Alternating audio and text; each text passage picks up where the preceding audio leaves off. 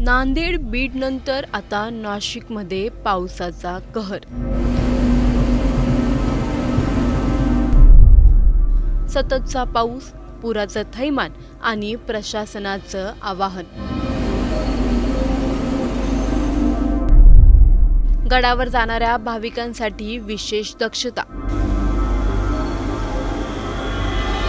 नाशिक जिल्ह्यावर निसर्गाचा कोप, पावसाने घेतलेलं रौद्र रूप आणि नाशिक जिल्ह्याला रेड अलर्ट।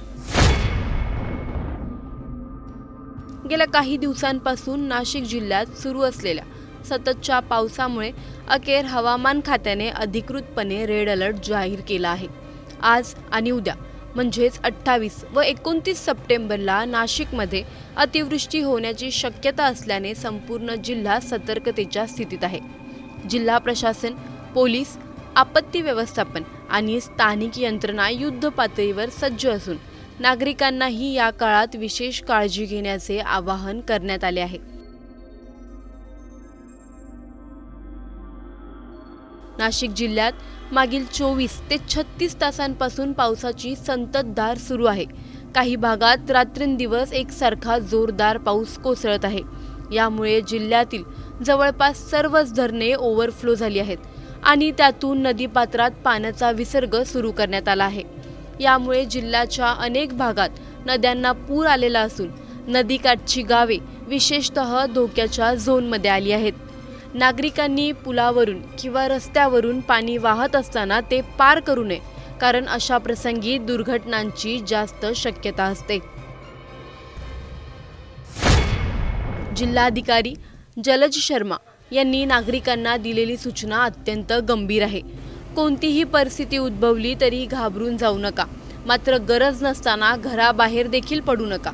जुनी धोकादायक इमारतींमध्ये राहणाऱ्यांनी अधिक सावधगिरी बाळगावी आणि शक्य असल्यास सुरक्षित ठिकाणी स्थलांतर करावं। अनेक घरांमध्ये गळती, भिंतींना भगदाड, गच्चीवरून पाणी गळणं अशी परिस्थिती आहे। प्रत्येकाने स्वतःच्या घराची तपासणी करून सुरक्षितता निश्चित करावी। सध्या नवरात्र उत्सव सुरू आहे। वणीच्या सप्तशृंगी देवीच्या गडावर दर्शनासाठी मोठ्या प्रमाणावर भाविक निघालेले आहेत, परंतु सततच्या पावसामुळे घाट रस्ते ओले, काही ठिकाणी धोकादायक झाले आहेत। जिल्हाधिकाऱ्यांनी आवाहन केलं आहे की भाविकांनी दर्शनासाठी गर्दी करू नये। घाटात गडावर जाताना काळजी घ्या। पावसामुळे रस्ता निसरडा झाला आहे, चुकून पाय घसरल्यास मोठा अपघात देखील होऊ शकतो।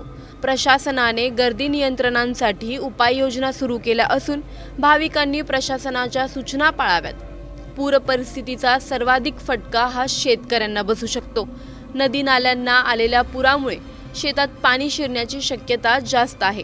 त्यामुळे शेतकऱ्यांनी आपली जनावरे, कृषी साहित्य, बी बियाणं, ट्रॅक्टर, पंप, तांदळाचे गोणपाट, खतं आदी सुरक्षित स्थळी हलवावीत। अनेक भागात शेतीत पाणी साचले असून पिकांचं नुकसान होण्याचा धोका आहे।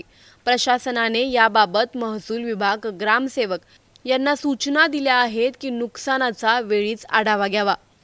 तुम्ही देखील तुमच्या परीने सर्व काळजी घ्या। Bureau report, times now Marathi.